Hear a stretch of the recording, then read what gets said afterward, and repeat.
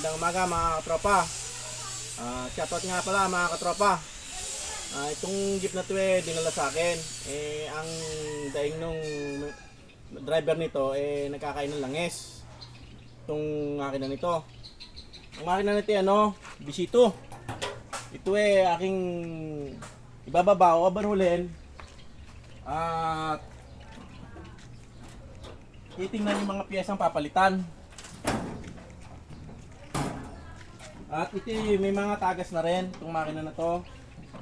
Ngayon, ang malamang na rito, piston at piston ring ang may diferensya rito kasi nagkakain ng langis at saka valve sealed.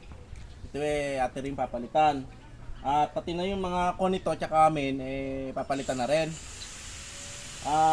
Hindi naman natin i-general to kasi ang may kanya nito kumbaga sa yung dapat palitan papalitan natin kasi mga mga binibiyahe ng jeep kumbaga sa baka kung kukulangin yung budget niya tatama lang natin doon sa tamang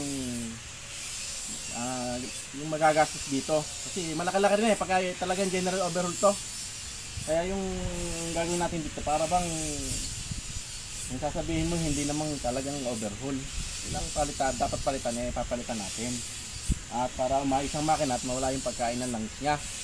Pero mga connector rod bearing ito at main bearing at camshaft bushing ito yung ating papalitan kasi mahalagang ito yung mapalitan kasi ito ang nag-aano ng bomba ng langis sa makina para maganda ang bomba.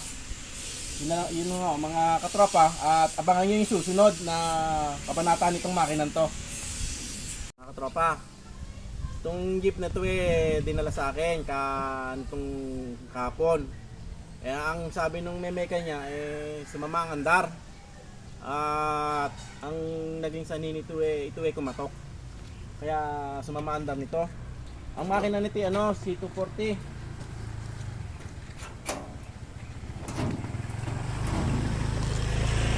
C240 ang makina nito mga katropa. Ngayon ito aking bubuksan at ito aking overhaulen at yung sigurado ang sigunyal nito may tama dahil pumatok to masama andar. Naandar siya, maingay. Malamang to na ikutan ng kung hindi con bearing o piston pin bushing.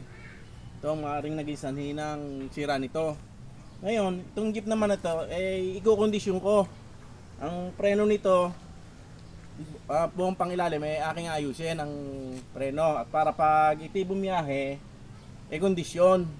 Kaya sa abangan nyo katropa yung susunod na kabanata nitong jeep nito pag ito naibaba ko na yung makina. Mga katropa, itong jeep nito dumating dito ang ika ng driver ang tambucho maingay, umapalag pagka naandar. Ang nakita ko yung mga flat belt niya puro lagot. Kaya pagka naandar bumabibrate kumakalampag ang kanyang tambutso. Kaya ngayon mga katropa iti aking ayusin para mawala yung kalampag niya.